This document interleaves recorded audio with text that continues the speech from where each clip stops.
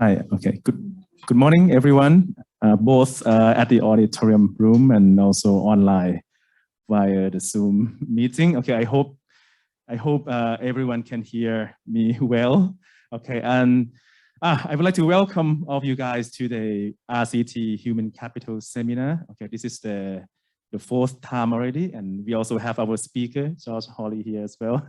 But today it is our great pleasure to have Professor Rema Hanna with us. Okay, she's now visiting Thailand for a few days, so it is our great pleasure. So first, I would like to give a brief introduction of Professor Hanna. Okay, so Professor Rema Hanna is a Jeffrey Shea Professor of the Southeast Asia Studies and the chair of the International Development Area at the Harvard Kennedy School.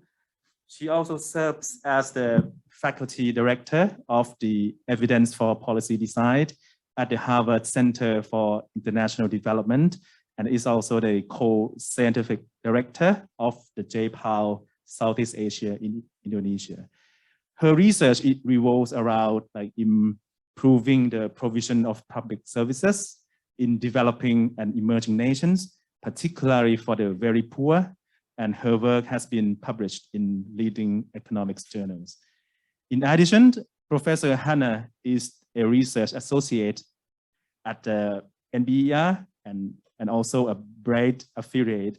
She is currently on the editorial board at the American Economics Review, and she holds the PhD from the Massachusetts Institute of Technology. And for today's seminar, Professor Hanna is going to give a seminar on the topics of the food versus food stamps, the evidence from the at-scale experiment in Indonesia. Okay, so without further ado, okay, I would like to invite Professor Hanna to give a talk. And in case you have any questions, okay, please feel free to interrupt. Thank you. Okay, is this okay for also the people and the, okay. Hi, so thank you so much for having me here today. This is for me, just to give a little bit of an introduction to the project that I'm presenting today. For me, it's a very exciting project. I had worked with different partners on social protection programs in Indonesia for many years. And then including a lot of research that was helping inform the reform I'm going to talk today. And then this was a case where the government of Indonesia was planning a large-scale national reform, and actually asked us if and came up with a lot of the ideas about how do we think about evaluation of the reform? Can we build it in to the natural functioning of the reform as it expands across the country? And so it's a really nice case of then being able to really build evidence into a program that's going to affect the lives of many people to try to think about how do we improve the lives of the poor. So many people are involved. I should note many people were involved. I should note my co-authors are Abhijit Banerjee from MIT, Ben Olkin from MIT, Alan Satrian from UGM, and Tanpe Duaka, which actually is a think tank connected to the Vice President's office, very similar to PEER. And then Sudarno Sumarto, who is at Smeru, one of the founders of Indonesia's leading policy think tank, and also Tanpe Duaka. Okay, and and I should note we have funding from the Australian government and USAID. Okay. Okay. So this project was really trying to think about how do we deliver food assistance to the poor. In many countries worldwide, governments are trying to think about how to make sure that the poor have a basic standard of food security. I think this is particularly an issue today as we're seeing rising food prices in many countries, and really thinking about how do we make sure people are protected. And so when we think about food programs, there's two types that you typically see. And we're going to evaluate how these two types work in practice in the Indonesian context. But the first is an actual in-kind program. Again, there's many variations of how you implement these programs, but it's basically delivering actual food to beneficiaries. So India's public distribution systems like this, Egypt's bread program. During the pandemic, the US government ran a program called Farmers to Families Food Box, where they actually handed out boxes of food to poor families. The alternative, and a slightly more flexible way of delivering food assistance is a voucher program. And again, there's different ways to think about the voucher. The one I'm going to talk about today is it's a debit card that you could use to buy certain types of food at grocery stores or markets or convenience shops near your house. And there's many examples of this. I think one of the most famous one is, and probably the one that has been studied the most in the economics literature, is the US Food Stamps Program, or SNAP, which is actually in some ways very similar to the program I'm going to be discussing, where also, many years ago it started off with cash and checks, and now it's a debit card that households can use to buy certain types of food products at stores that are enabled to accept the payments. Okay. Now, on one hand, as economists, we're probably thinking, doesn't matter if you give people food or you give people cash. Your money is fungible. So why do we care about whether or not these programs, the implementation of these programs, and can they deliver different results? And I think we usually in the literature, there's three different aspects that people discuss. The first one is consumption decisions. That the vouchers might be more flexible because they're often allowing you to buy a bundle of different types of goods. The in-kind distributions are often a little bit more, they're designed to be a little bit more paternalistic, where they're giving you a certain type of food item, trying to encourage a certain type of consumption. The second one that people talk about is price effects. And I think here is that, like, very simply, if you're bringing food into an area and you're giving people free food, you're increasing the supply, and so the demand for the product might go down, and it might go down enough to lower the price, and those might be a good that poor people typically buy. And again, it depends on the elasticity, whether or not you'll see the price go down. On the other hand, if you give people a voucher, they're going to the store to buy the product, and if many more people are buying it, you might expect the price to increase. And then if it increases across the board and it's a product that the poor buy, it might reduce the subsidy the poor are receiving. So this is the second thing people discuss, is how big these price effects are actually in practice. Okay. The third thing that people discuss is this idea of self-targeting, that oftentimes in-kind food distribution, it's a type of product that rich people might not want. For example, I've heard like famous cases, like many years ago, there was an example from Tunisia where they were selling milk in small little plastic bags, and rich people didn't want to get small little plastic bags. They wanted a big jug. And so the idea is that that would have self-targeting properties. So poor people would buy it, rich people wouldn't. And that's a way of trying to get the food to those in need. Whereas if you're giving out cash, basically, which the vouchers are, more flexible, more in the cash direction, rich people might be okay with cash. And it might allow them to get the things they want to get. And so there's this issue of whether or not, in-kind distribution would have these self-targeting properties. Okay, so we want to add one more to the list, which is the differences in the ability to administer the program. So for the case I'm going to be talking about in Indonesia, it's a rice distribution. So it's subsidized rice that's trucked around the country. And it is actually, it's a real challenge, as I'll talk about. It's costly because you have to truck rice around.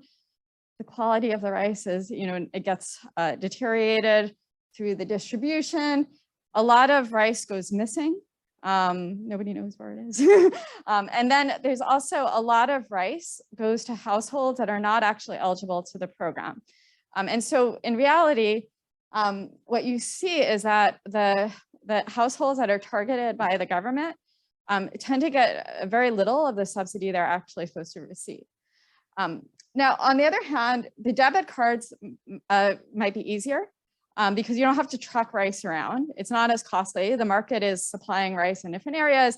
You're making sure people get their debit card and they're able to get what they get. On the other hand, you can imagine lots of other problems. So for example, if you don't get the debit cards to the right people, that's one issue involved there. So there's lots of different and if you don't have enough stores, enough stores that can actually use the vouchers, so people can actually access the stores, it's another implementation issue. So I think there's a lot of different debate about these two different programs and what they actually do in practice. And so what we want to do in this project is understand how these different policy regimes actually work in practice, and to try to study it along these different dimensions. Okay, so what did we do? Okay, so as I said, this was actually a very unique, it is a very unique setting to study this, in the sense of that a reform was actually happening, and the reform was going to be phased in across, I think, about 4 years. So the government was going to move, and again, I'm going to give you the brief highlights now of what we did and what we learned. And then I'm going to go into details, because actually, as I'm going to show you, a lot of these implementation details also really matter as we're thinking about these different programs and policies. So I'll go into much more detail. But the idea is that the government wanted to move from the existing in-kind program, which gave people free government provided rice, about 10 kgs of rice a month to targeted households, to this digital voucher. And I'll show you an example of the vouchers. And the vouchers could be used for rice or eggs. And at the agents across the country, so those are like shopkeepers that have the ability to accept the vouchers. What's interesting is the eligibility rules are not changing. The eligibility rules were set at that point in 2014, because the targeting is done every couple of, supposed to be done every couple of years. So the eligibility rules are not changing. It's only how you receive your subsidy that is changing, that you're going from an in-kind to the digital voucher. And so what they did is, so Indonesia has about 500-ish districts, and they were going to phase in districts over time, because there's a certain amount, because when it takes time to turn over a district, you have to work with the banks to do the debit cards. There's money in the budget each year to sort of switch over the program, so it wasn't going to be done all at once. And so for the 2018 to 2019 period, there was about 105 districts that were going to be switched over. And so what we did is and they were all in the bucket to be switched over, and they had to figure out which ones go first. And so what they ended up doing is doing it as a lottery, and we randomized the order. So in 4 buckets of when the districts switched over. So there were 3 buckets in 2018. I'm going to group them together. The results look the same if you group them or separate them. They're like our treatment. And then there's the control, which got treated, which we interviewed before the 2019. So this is pretty big. So it's like a fifth of Indonesia. So I can't tell you how. It was a pretty big evaluation with 304 million beneficiary households, 53 million people. But what was interesting about it is that, so when we talk about these price effects, when we talk about the administration, the administration of these programs is done at district levels. So you could really study these things, these factors in the real world, and try to understand what are the full effects of the program and not just the partial effects, because of the scale of the study. Okay. Now, and I'll talk about this more in a minute. So we had this huge challenge though, because I'll show you where the districts are. I'll show you a map, but how do we evaluate this? How do we get data, a representative sample across the country? It would be super expensive. So we actually worked very closely. So with TNPWK and with BPS, which is basically the statistics agency. The statistics agency runs the National Sample Survey twice a year, which is a random sample of households across the country. It's representative at the district level. So we worked with BPS to use the National Sample Survey to evaluate the program. And we also and including also with Bapanas as well, the planning ministry, through a joint effort. And what we did is we also wrote a module on social protection on the program that was written into the National Sample Survey for the purposes of the study. And so then we also, TNP Duaka merged some of the National Sample Survey using the National ID into the administrative data on the program functioning and the targeting and so forth, so that we're able to look at the impact of the program using all these collected data sets, as opposed, we would have had to spend millions and millions of dollars collecting our own data, but rather we were taking advantage of the data collection systems that were in place. So when I said at the beginning, this was an effort of many, many people across different government agencies, I really meant it. It really took many people to be able to do this kind of evaluation. Okay, and so what we're going to do is we're going to use this to evaluate the effect of the program type. So the move from the in-kind to the vouchers on the aid that households receive. So how much subsidy you receive. We have in the National Sample Survey the consumption module, so we could look at the poverty rates. So whether or not you receive more subsidy and it reduced poverty. Consumption patterns. So also in the consumption survey, you have eggs and rice purchases, and so you could look at did it change consumption patterns, but also prices are collected. So we know whether or not prices are changing in these areas. And then overall program leakages. So we can try to guess that by, because we have in the administrative data how much is supposed to go to each area based on the number of beneficiaries. So we can predict out what's supposed to be there, but then we can use the data to say how much subsidy was actually received by beneficiaries and look at the overall leakage levels. Okay. Hey, sorry, I just need to. Okay, so as I said, I'm going to give a quick summary of results so you see where I'm heading. Oops. And then I'm going to go dig into the details. So the key thing in terms of the program is there was a substantial change in how aid was allocated. So if you just look at the raw treatment and control areas, in the treatment area, the targeted households, which also we show in the paper, tend to be using consumption data, and so tend to be poorer households. They receive 45% more in assistance in the voucher areas than the non-voucher areas. Now, this was not driven by reduction in leakage. So I was actually surprised by this because I thought the debit cards would reduce overall leakage. So a certain amount of rice goes missing, a certain amount of money for the debit cards goes missing, and it's about the same as far as we can tell. But what was actually happening was that in the in-kind areas, many ineligible households were receiving food, rice, which meant that what I, as a targeted household, was receiving was very little. Once it was switched over with the debit card, I was receiving my full subsidy. Now, so if I got a debit card, I got 84% more in subsidy than before. So now and also actually I should note that the beneficiaries rated the food as higher quality, that the vouchers were very higher quality. So so there's also that benefit as well, that people are getting better quality and more of it. Now, I should note though that two things, and I'm missing a bullet point here, but there's two things to note.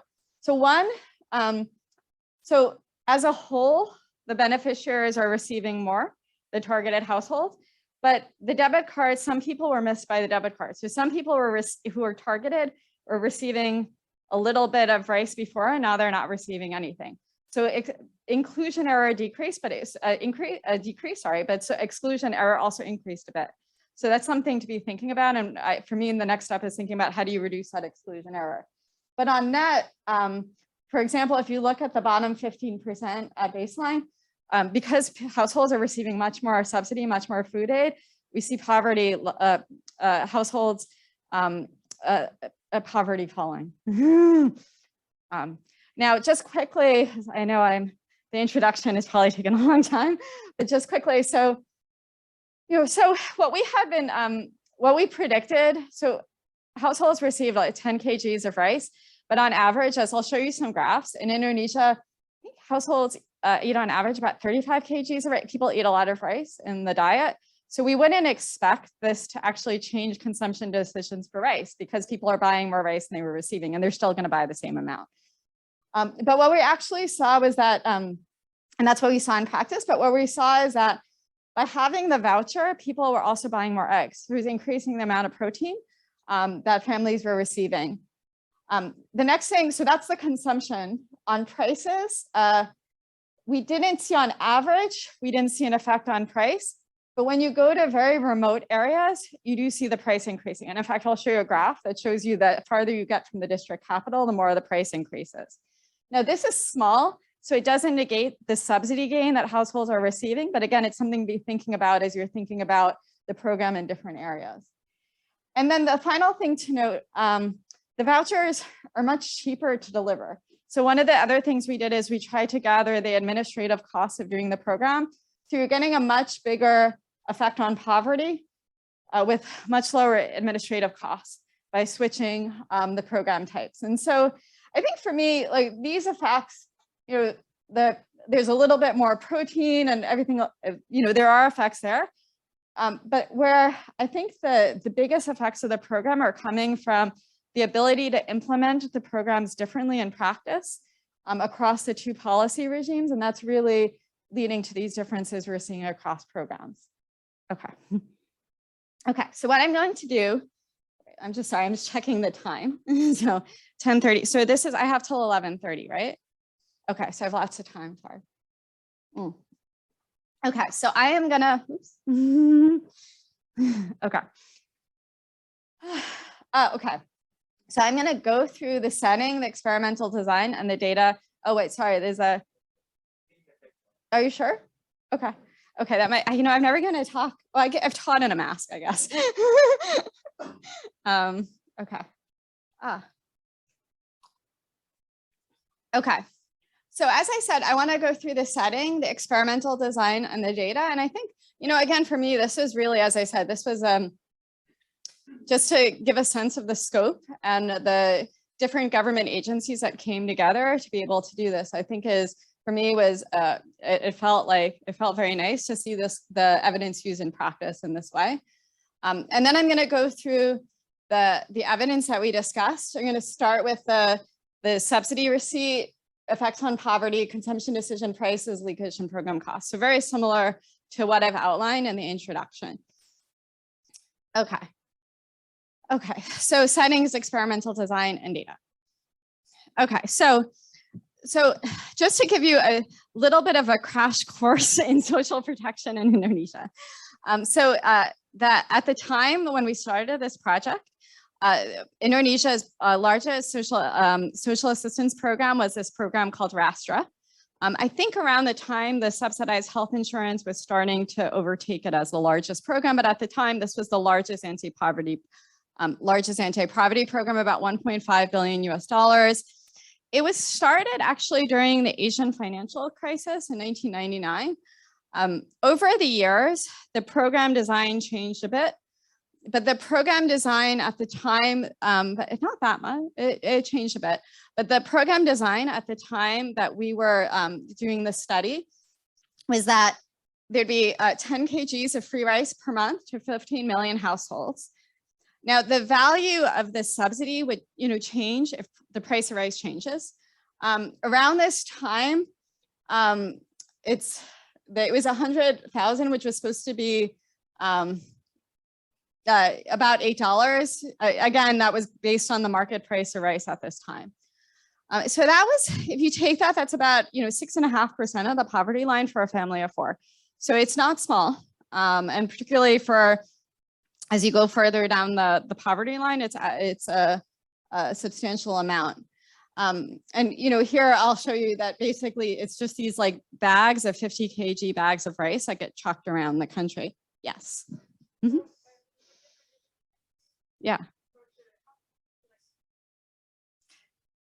Yeah, so the household, so let me, okay. So let me go through and I'll explain how they collect it.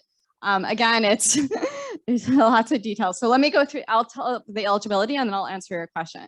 So I'm a household. How do I know, how do you determine eligibility if I'm even a household that's allowed to pick it up?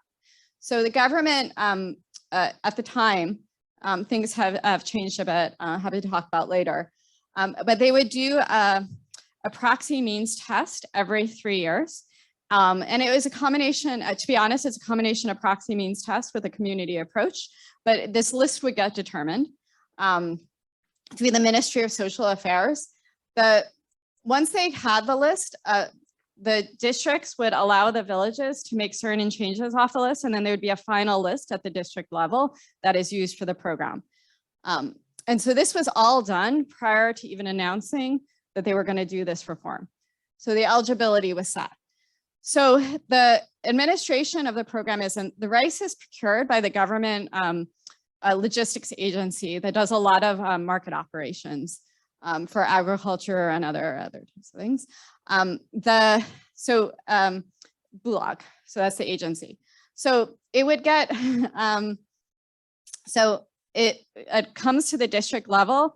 The village leader needs to, and sometimes to the district, sometimes to the sub-district. The village leader needs to pick it up. It's an unfunded mandate.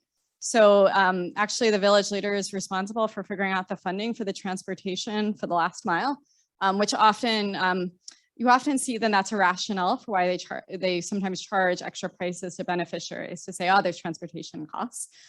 The village government gets these 50-pound sacks of rice. They usually have a day or two where they distribute rice within the village. In a lot of villages, it's very common that there's like a distribution point and people come to pick it up. Some villages, they go door to door and they deliver it. Some, they have different distribution points in the village. So there's heterogeneity. But basically, the village leadership's responsible for the last mile distribution. It has a lot of challenges, though. So, a lot of households that are ineligible for the program actually get access to the rice. And so, in some of my earlier work, we were showing that the percentage of subsidy that actually poor households receive is actually very small. The leakage, so that's one big problem. A second problem is a certain amount of the rice goes missing. Some of it might be, all through the chain.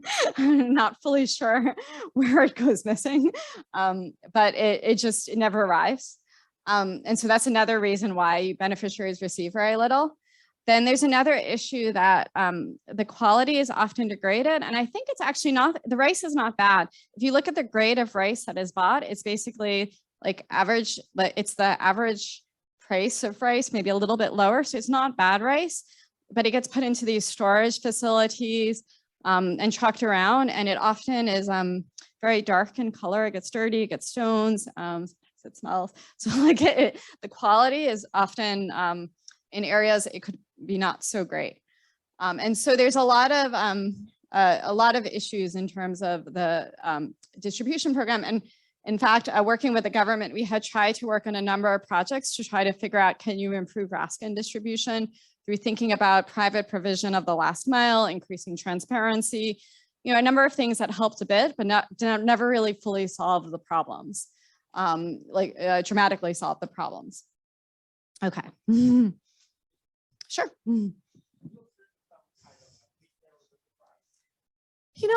We haven't. We try to investigate that qualitatively. And I think the issue is, so everybody, the amount of rice people are getting is much less. So, okay, so there's two types of sales. There is the household, and then there's like maybe at the village level or sub-district or district level. So for the households on average eat a lot more rice than they're getting in. So I don't think you really see sales within the village of rice. And qualitatively, you don't hear stories and talking to people. I think you hear like cases of rice goes missing and there's resale at the higher levels. But again, we've heard qualitative stories, but that's very hard to document exactly what's going on there. Yeah. Mm-hmm. Yeah. Mm-hmm. Mm-hmm. Mm-hmm. No, so you're exactly right. So what we use is Well, I'm going to show you some graphs from the Indonesian Susunas, which is the national household sample survey. And it records consumption, and it has consumption of both what you grow, what you buy, and the prices you buy at. Yeah. So because I agree with you, because a lot of the households, especially, and then we've also, and I don't think I have it in the presentation, but we've tried to look at the results. If in areas that are rice producing, not rice producing, do you see differences? We don't see huge differences. But I agree with you completely. That's an important, that's why we use the consumption module and not just what you purchase. Yeah. Okay. Okay. So are there more questions before I move on?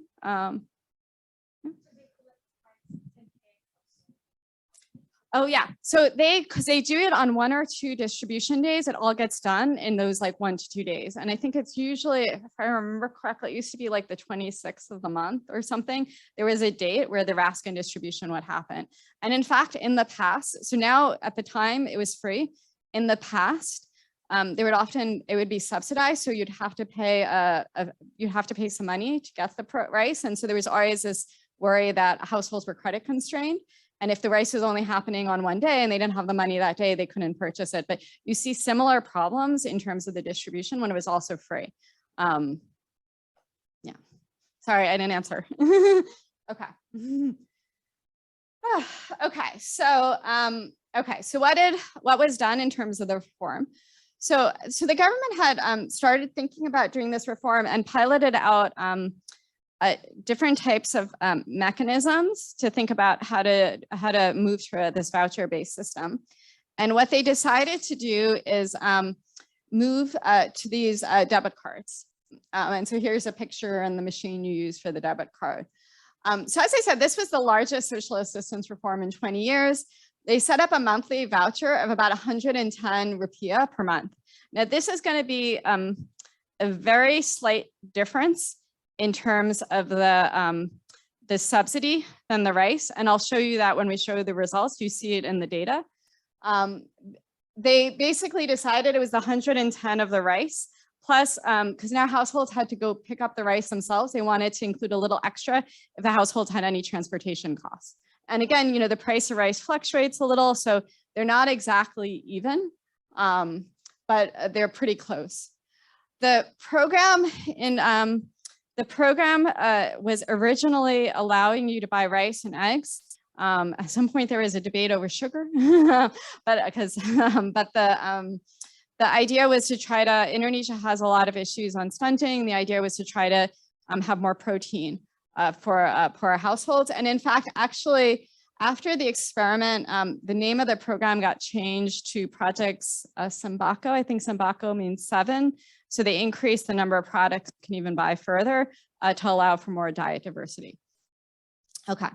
Now, in this case, this is the same question. Is this savable?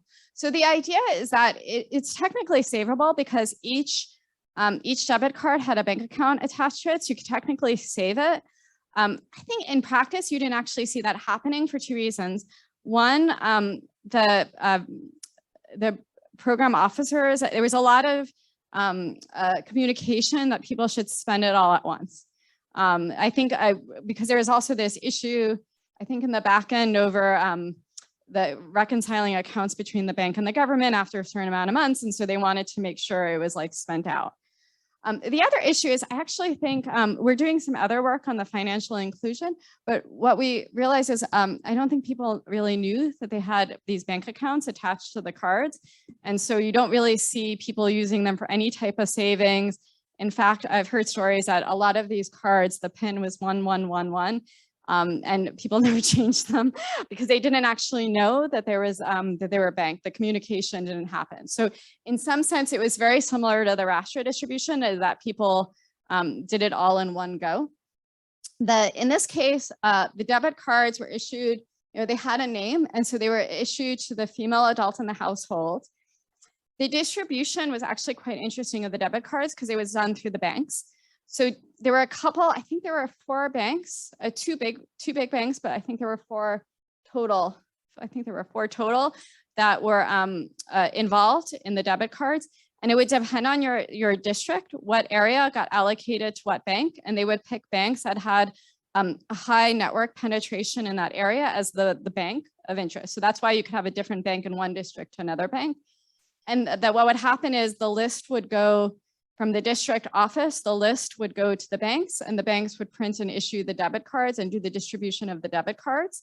And so it was in some sense bypassing the local government and being done through a common, it's mostly state-owned banks, but it might have been private too, I'm forgetting now. Okay, so it's redeemable for purchase and not cash. And so that's another thing as well. You couldn't just cash it out. Yes.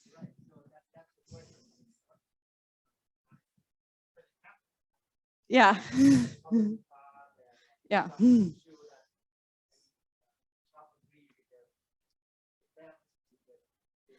Yeah. Yeah. So I actually think, and I'll show you the results, because we have data on consumption of both subsidized goods and non-subsidized goods. And I think people complied because it's also not just cash. Technically, like you're going to these shops, sorry. So it's a shop like this. So this is like a local village shop. We've all seen this. There's no receipt for what you're purchasing. There's no monitoring. And so in fact, actually, there was this issue of whether or not you would buy other different types of products. In the data we've seen, I don't think that was the case. And then we did a lot of qualitative monitoring at the time. And then other partners, such as the World Bank and others did. And I'm sure there are cases where, I'm sure there's a case where people bought one or the other, but like we don't actually see it in the data or here in the qualitative. I think compliance was actually decent. Decent in fact. And I should note that actually the program BPNT actually stands for an Indonesian, it's an acronym standing for non-cash assistance program. They were trying to make it very clear that this wasn't cash, that it was a voucher. Okay, so one thing that was very interesting that that was done at the time is that that the program was only going to be as good for beneficiaries as if there's places for them to pick up the products. So if there's lots of shops near me and they don't have the EDC machines, I can't actually get my subsidy, or I have to travel very far, and it sort of negates the benefits of the program. So there was a big push. As I said, first they chose the bank for the districts that had a better network within that area. So they were trying to go with one where there was already a denser network. And then there was a big push to with the banks to try to increase the number of agents in these areas. And actually we've done these things where when you look at the data, you see an increase in the banking agents in the treatment areas. Like, so they were successfully increasing agents as the areas were getting converted over. And so the minimum by law was 1 agent per 250 beneficiaries, a minimum of 2 agents per village. In the treatment areas, where we saw about 9,000 agents, 1 agent per 135 beneficiaries on average. So I think they did a pretty decent job in terms of trying to get agents out there. So most were private. So some of these statistics came from a survey that was done of agents by other these. So these came from the bank data. So we have these, and then these came from other surveys that were done, trying to understand who the agents were. So one thing to note is that, so the agents themselves can buy rice and eggs from the open market. There was, and we actually heard this qualitatively as well, there was pressure from some of the government, from the Bulag, which handles the rice distribution, to buy from them, because they could also buy rice from the procurement agency, and so there was some pressure. So it's a mix of what the agents bought from, and so we did hear stories of this. Okay. Okay. Oh yeah. So just a bit more questions on the beneficiaries. So you say that this is the sub-districts that give up the list of names of the district, to the village level. And then, but how do they know which of the female adult or of the household to be dominated as the beneficiary? So when they do the proxy means test survey, they collect that data. So it's a survey about, I think, almost 40 variables done in 2014. And so it has the family, who's the head of the household, who is the spouse of the head, or if it's the female head of the household, the name. And then it has all the variables to qualify you for and that's done at the national level. So there's a database. And so that's how they know. Now, of course, part of some of these debit cards that might not get out if the name is wrong or there's some other issue. And I think the banks were trying to work that out in the field when there were challenges in that. And for the debit card, so I have to be the owner of the card to be able to spend, or I can nominate someone from the household? You're supposed to be the person to spend. So in Raskin, there was the Raskin, it was the female or the male. And I think that was in part, there was a discussion at some point whether only to do it really to push it for female, but with Raskin, they were worried you had to carry a lot of rice. And so it was more open in terms of who could pick it up. But there was a policy decision here that when they decided on the program that they would give it to the female head of household. And so the woman is supposed to be there. Now it's possible that in some of these villages, the shop owner knows the family, and the shop owner is okay with the husband picking up, or, kids, or we're not going to have data to be able to say. Yeah. Oh, is there another question? Okay. I'm actually a little hot. So it's okay if I'm a little less formal. Okay. And let me check the time. Okay. We're okay on time because I have till 11:30. So in Indonesian fashion, they ran a pilot that was super large. So it was 44 key cities in the country. And so that was the first year in 2017, and that was the test run. And partly it was done in the cities first because they had stronger bank agent networks. And so the idea was in the process, they were working on trying to think about how to improve the bank agent networks in the non-big cities. And so that's why the cities were done first. Then the next set, the 105, there was the next rollout was the 2018-2019. Now there were more districts done in 2018 to 19 than were in our sample. There were, I think, another like 10 to 12. I have the data on those two where the government decided they were going to do the program for sure in these districts. So these are the districts they definitely wanted to do. Those tended to be in East Java. I can explain why later. But then there were 105 districts where the government was proposing randomizing the timing. Now, so it was split between 2018, 2019. 42 were chosen for treatment in 2018 based on the budget amount. And I'm going to discuss that more in a moment. 63 were the control. Those were done in 2019, I think March. I'll show you the calendar in a moment. The 2018 wave was also done in 3 waves because you couldn't do it all at once because the government needed time to work with the banks and everything to get each one done. And so we also randomized the ordering here. The results are in the appendix. They look the same. Once you turn over, you start seeing these results. So I'm going to just show you the 2018 versus 2019 here, but if you're interested, they're in the paper. Now we had, there was a slight issue in the randomization in that the government didn't have budget for districts, they had budget for beneficiaries. So the idea was to hit 10 million beneficiaries in 2018 based on the debit cards, the budget for all of the conversions.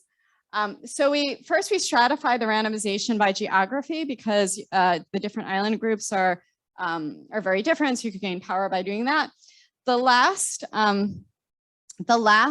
We put 20 small districts into a special strata, so a special stratum at the end, and we randomized the order until we got to 8.3 million households. Now remember I said there were some districts that were in East Java, that's the difference between the 10 and the 8.3. We used strata effects in all the analysis, and we've also dropped these small districts and the results look the same either way. So I don't think And these were all randomized. So I don't think it matters, but we did have to like think about how to build it in to how they were actually doing the implementation. So we had to be a little creative about how we did the randomization. And oh yeah, so I said March, but it's actually June. Sorry, yeah, because March is a SUSANA, so June 19 is when the control districts were treated. Now, okay, so as I said, this is what I said before. It's, it looks very simple now, but it was actually hard to do in practice. But we divided into the vouchers and the in-kind districts. 1.2 million beneficiaries, 19 million total population here, 34 million population there, and these were the different phases in 2018. Okay, now here is our data challenge. So this is a map of Indonesia. Now you'll see that, okay, so as I said, the cities went first in the pilot phase in 2017. And some of the outlying areas where the bank agent network needed more work, they saved till like a little after, where like the end of 2019, 2020, where they were really making a big push to improve the bank agent network here. So the districts that were being done in 2018 to 2019, or in most of the country here, you can see they're spread out, with the exception of some of the country here, they're spread out across the country. The blue is the voucher, the green is the in-kind. And we have this challenge of really thinking through how do we actually evaluate this? Because what we would want is a random sample of beneficiaries and non-beneficiaries in each of these districts. And for us to put together a sampling frame and to actually do the surveys would have been very costly on the research budget. Okay, so what we did is we worked very closely with lots of different government partners, and we matched a number of different data sets. So the first is we worked with TNP-DOCA, which is, I said, the think tank associated with the Vice President's office, with Bappenas, which is Ministry of Planning, and with particularly and very importantly with BPS, which is the Statistics Bureau, which runs the National Sample Survey. And within these different groups, we all work together to design a module to put into the National Sample Survey to understand the functioning of the two different program regimes. Now, you're going to ask me many more questions about do you have this variable and that. I should note that we got 1 page in the National Sample Survey, and I, as many of you researchers know here, every government ministry wants to add questions in. There's only a certain amount of space that even getting 1 page was like monumental. So I might not have all the questions you have, but I have pretty good data for the questions I do have. And so the survey is done twice a year. The big ones are the March ones. March 2018 we use as baseline. March 2019 we use as an end line. We also show results for September 2018, but at this point, only the first wave had happened. The results actually look pretty similar, and we show them in the paper, but I'm just going to group it all together for now and show you the March, the big waves. It's a repeated cross section, so it's not a panel. It has a lot of very good data. So we put in questions on the type of transfer, how much you received, what you bought, what prices you paid. But then importantly, and this is the question that was asked before, we had the detailed consumption module. So what you bought and what you grew and prices that you bought at for different types of food products. And that also allows us to look at per capita consumption because and use that to calculate the poverty status of the household as well. Okay, so that was that data. So then the next thing we did is working with TNP-DOCA, worked with BPS to merge the SUSANAS, which had starting in, I think it's either 2017 or 2018, started including the national ID, the NIC, with the targeting database, the database in which they determined eligibility, the national one that had the names and the collection of demographics and asset variables that determine RAF eligibility with the districts. So this, as I said, has household composition access. It has the proxy means test score. So the PMT score is what determines or should roughly determine your eligibility. I'll talk about this at the beginning in a bit, but what's interesting about this is it helps us for two things. One, it allows us to say within the SUSANAS who should be eligible versus who should not be eligible. If the government, and two, it also gives us baseline data. This is a repeated cross section, but now we have baseline data on the poverty status of each household. Yes. Just to verify. So you said you in the SUSANAS data you have national ID. Yes. Oh, well, that's amazing. I know. That's why you can match with the. That's why we can match. It was done recently. As I said, it was either done in 2017 or 2018, and that's why actually we were able. There was like the main reason why we were able to do this because we actually know who should be eligible. And in fact, I should note. So I never see any of the identified data. It's all done within the government, the matching, and then I see the de-identified data for analysis. But so it's all was different government ministries working together to do the match and to do all of this. So it was pretty, when I told you, it was like lots of people involved. It was amazing. I'm asking with jealousy. So in case maybe we can talk to Thai agency to do the same thing. Thank you. It's not intellectual question at all. No. I mean, but this is how we get this is how, without this, we wouldn't have the analysis, truthfully, because you'll see how we do the analysis and the results we find. Most of the results are coming from knowing who's eligible and ineligible and knowing their poverty status at baseline. And if we couldn't merge this in, we wouldn't have been able to do the study. So this is super, super important. And I agree with you, super cool. Yeah. They're supposed to have what? So we could approximate it from there, but it also could be that so there's the list that the government's trying to give and trying to match. And so it could be that your assets have changed from 2014 to 2018. And so then we don't get it right and it's measured with noise. But we look at that as well, because one thing we wanted to make sure is that, even if the government is, we know that there's error in the PMT targeting. So we know it's not perfect. And so it could be that the error is high enough that if you concentrate the aid to the households who are targeted, if there's enough error, you might actually leave out a lot of poor households and not help improve the poverty situation. So one of the things we also did with the current assets and consumption is also, verify that it's still poor people receiving it and what happens to poverty rates. And so that's also essential and key to making sure that it's not just the implementation of the list, but it's actually affecting poverty. Yeah. Okay. And then the final thing, and actually this is also super cool, and you're gonna love this too.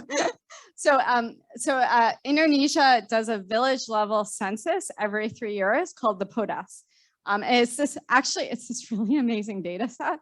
And so again, there's a village level code here. And I think, again, the government did all the matching for us, a lot of the matching for us, but basically we're able to match in the village level census into this as well. So we know information about the village you come from, and that helps also with baseline variables if we want to do heterogeneity. But it also, we have, and I note here the 2018, but we also have 3 years later. So it must be the 2018, 19, 20, 21.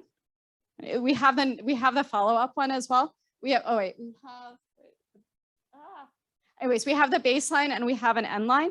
So one of the things we also do is look at in the PODAS, some of the political variables, because you're actually now changing who gets subsidy within the village. And so we have variables such as were there protests over the social services?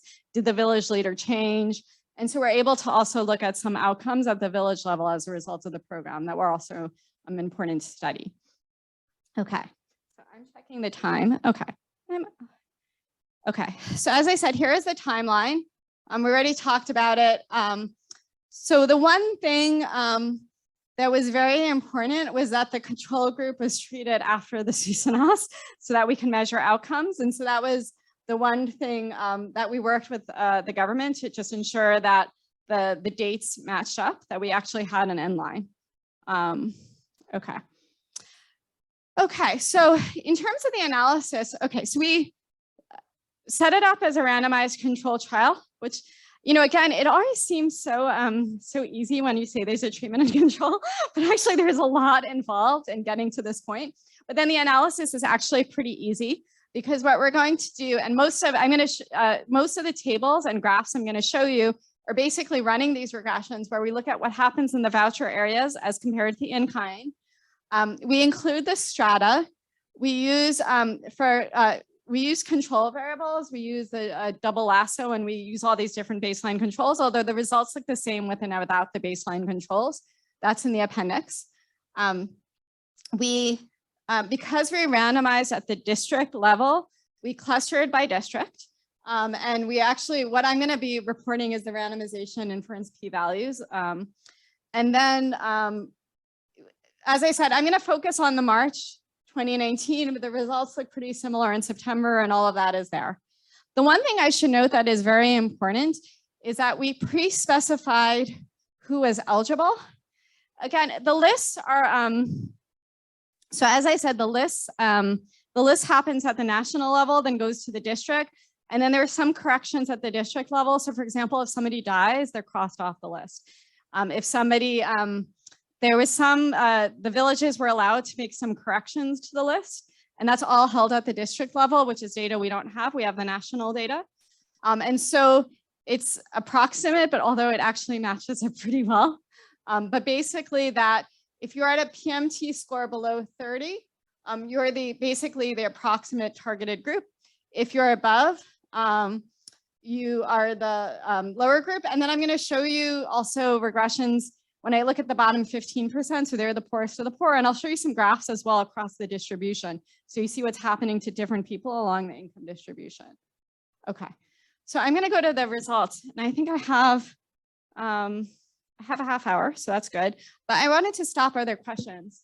Yeah. The unit of analysis is at the household level. So is that time dimension in the data set? Like, because you cannot. It's like, is that a small panel of the household, or? So the panel data we have is only from the targeting data. So we know your assets in 2014, and then we know your outcome when you were surveyed. The SUSANAS is a repeated cross-section, so we don't know within there. But we also know because of the randomization, so different districts got treated at different points in 2018.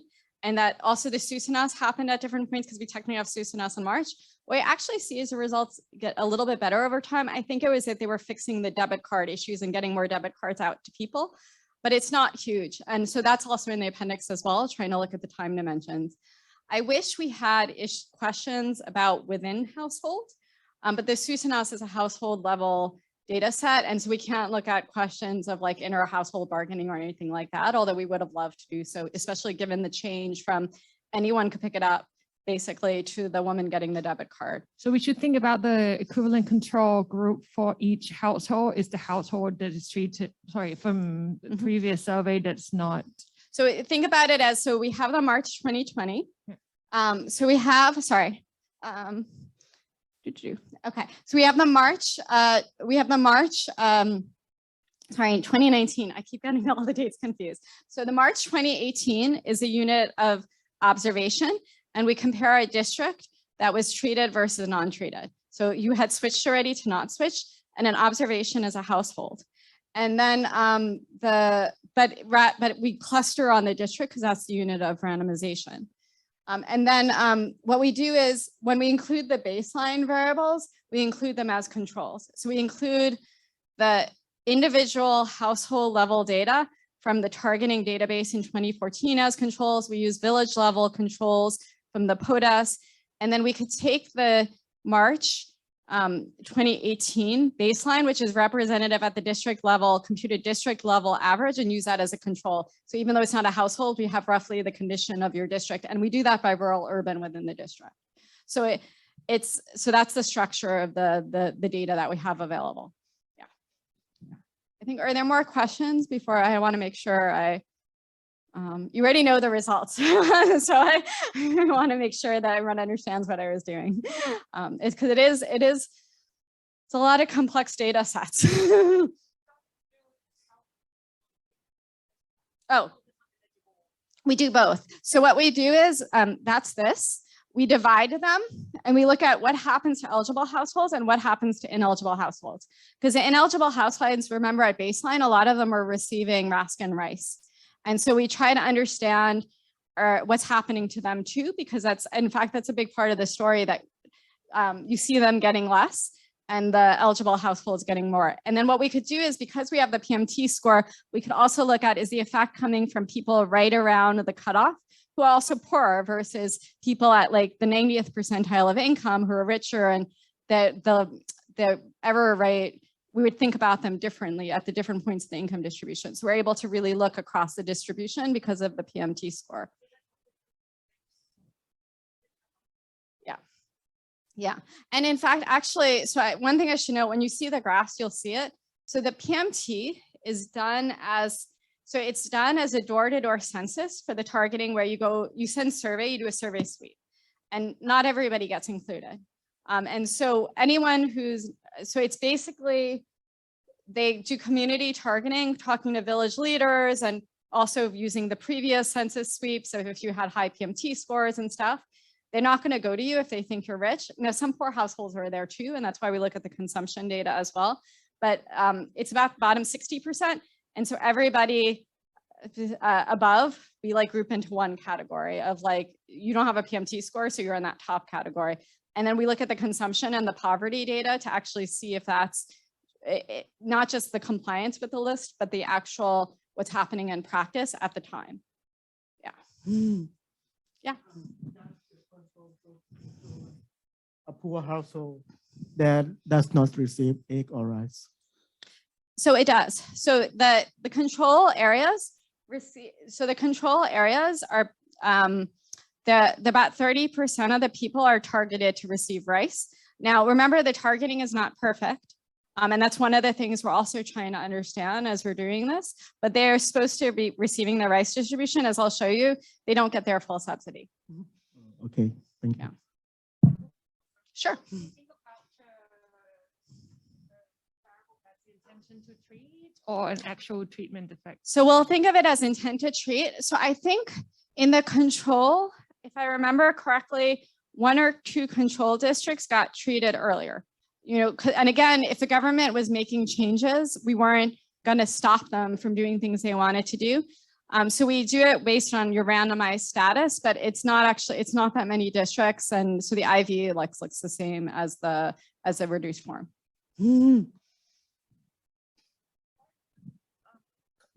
it as intended to treat rather than treated ones, because you're using the actual. So we're using the randomized status. There were 2 or 3 districts where in the control group that got treated earlier. So those, we include them as controls because that's how they were randomized. But if you could also do it where you include what actually happened and then do a IV strategy where you use the randomized treatment as an instrumental variables for the for what actually happened, and it looks the same because it's only 2. It's like 2 districts, and so it's not the incompliance was not large. So we show it this way because we just think it's easier to understand when you see the reduced form. But it would look the same if you did the IV basically because of this. In fact, the results look slightly stronger because the control, we're including like 2 districts that got treated in the control. But also, you know, for example, I think it's also when we're presenting it, especially with government partners, this is just much easier to show the reduced form. And so I think that's also, it's just cleaner like to just show them that. And so that's also partly as we were thinking about how to present the results. Yeah. Anything else? Okay. Okay. Sorry, I know there's so many different moving data sets and stuff.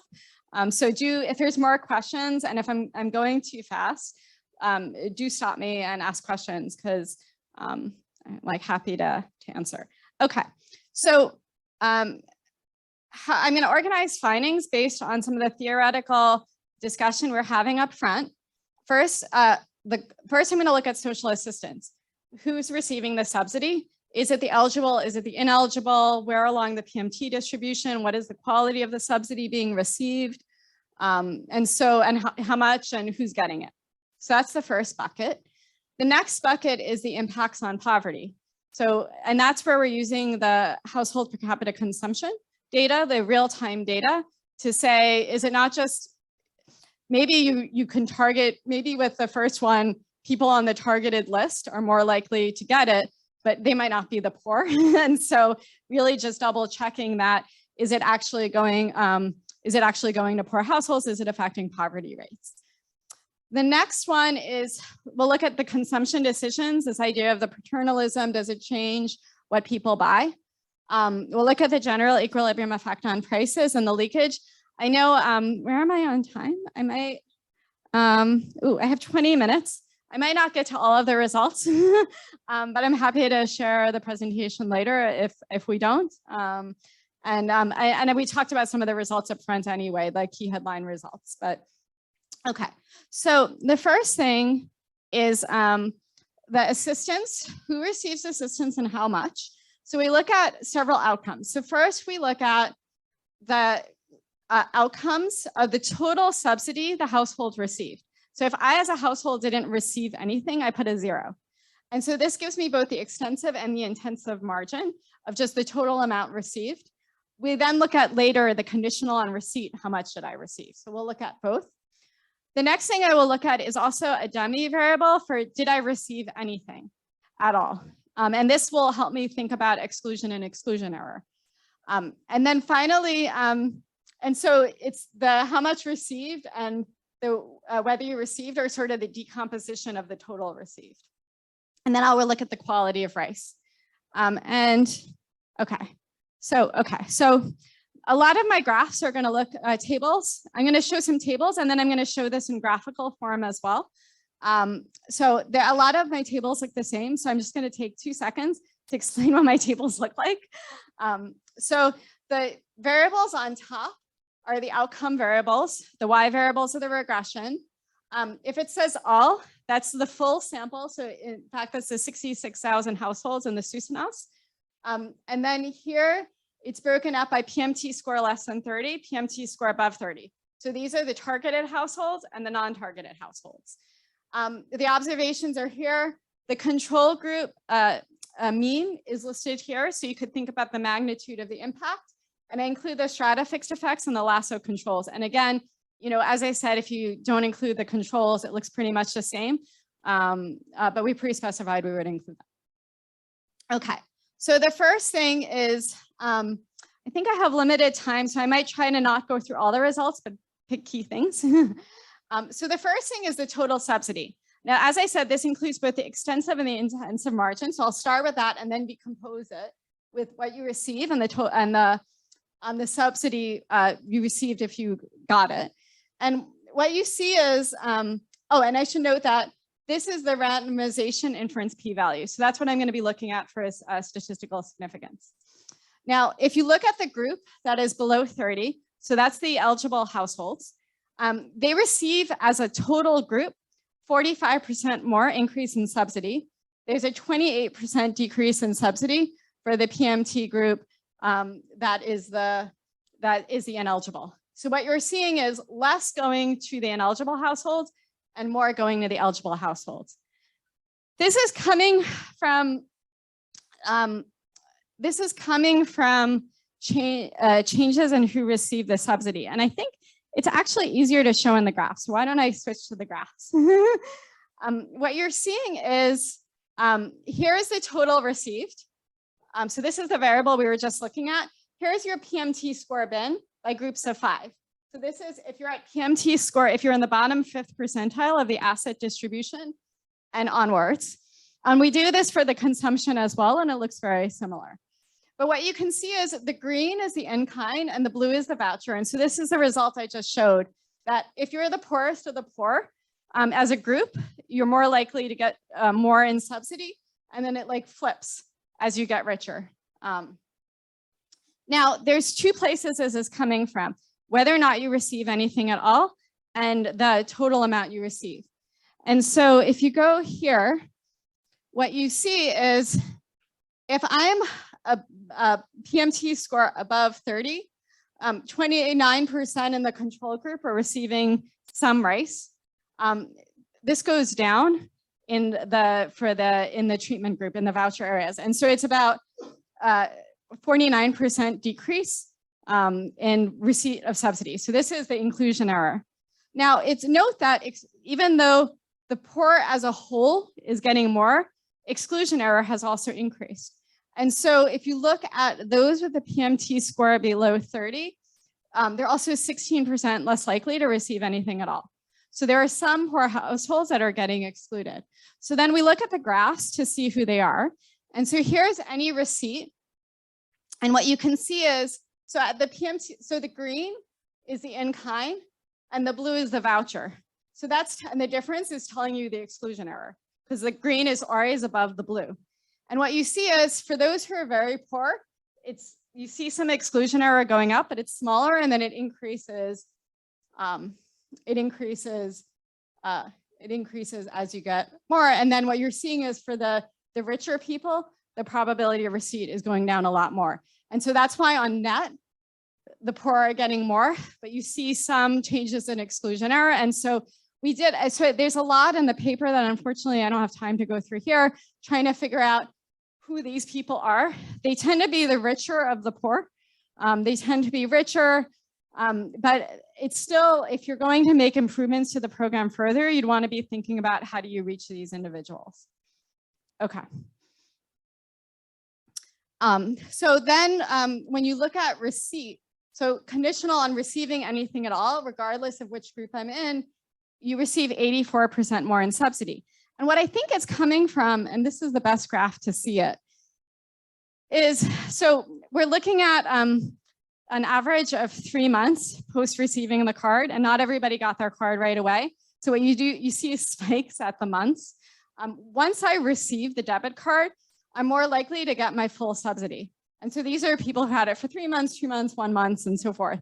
Whereas when you look at the rice distribution, there were a lot of people who received a little bit of the subsidy value and a little bit more, and it was also kind of spread all along here.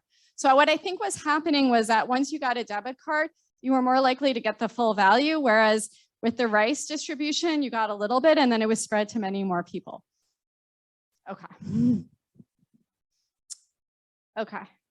Where am I on time? 15 minutes. I'm gonna get through it. Okay, so just to note though, this is also, we were worried that this was gonna be controversial. And in fact, the government was worried this was gonna be controversial because now there are households who, maybe they weren't the targeted households, maybe they have a lot of money, but they were getting the rice before and they might be angry that they're not getting it now. And there's also this issue at play, and it's actually a real one, and this happens with a lot of these programs, that you might have households that are roughly the same income, but for some reason one is put in and one is put out, and that could harbor, and we want to minimize those kind of errors, but it's very difficult to do in practice, and there might be a lot of resentment around that. So we tried to look with the POTUS data on protests and corruption. There aren't that many of them, and we don't see them change. But also then we looked at whether or not the village head gets voted out, because you can imagine people are like upset and angry at the village head, and whether or not they change over. Are there complaints about the village head and they change over through elections or through the appointment system? And we don't actually see that much there as well. We also tried to do a lot of qualitative work at the time, and we didn't hear. Actually, it was interesting. I was expecting to hear a lot more complaints, and we didn't, which always surprised me. Okay, and then what we did in this SUS analysis, we asked people about the quality of subsidized rice they received, and actually they received they rated the rice as higher in the voucher areas than in the in-kind areas. So it's interesting. It's not that just the poor are getting more; they're getting as a group, they're getting high quality service product.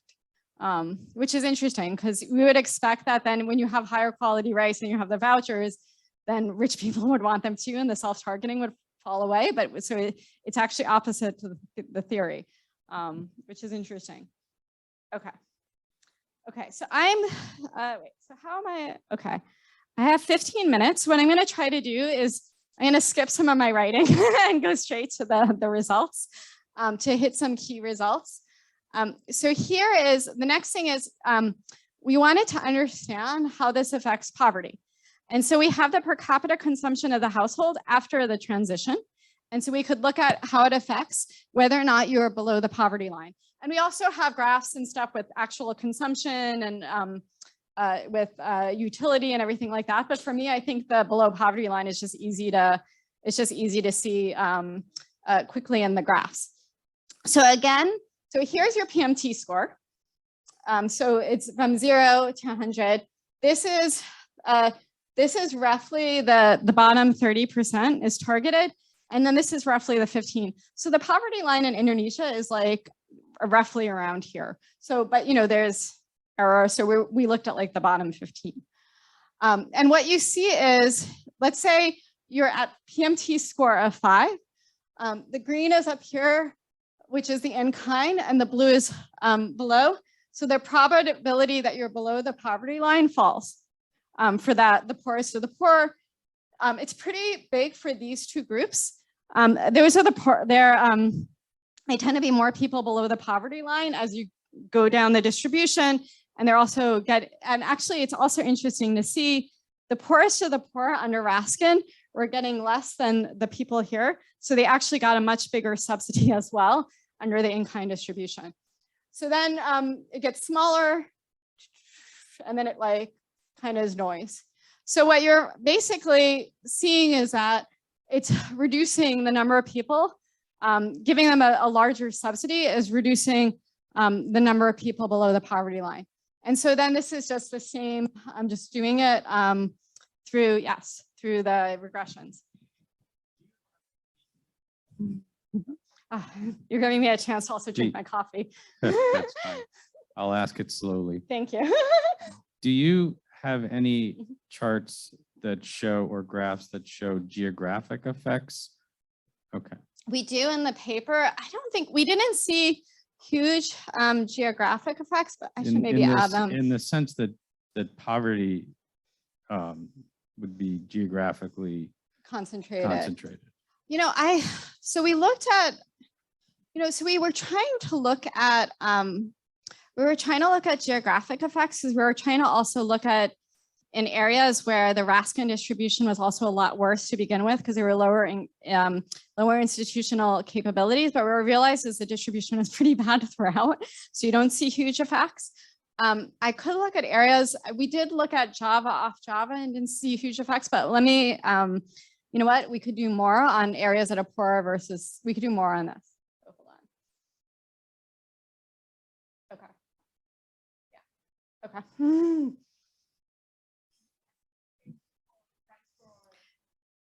We did, and we didn't see much. And it particularly we were worried for us as well, we were particularly interested in the price effects. And I'm going to show you in rice growing and non-rice growing areas, because we thought rice growing areas would have a lot more rice. So the supply shock would look different in the different areas, but we actually didn't see that much. Yeah. Okay.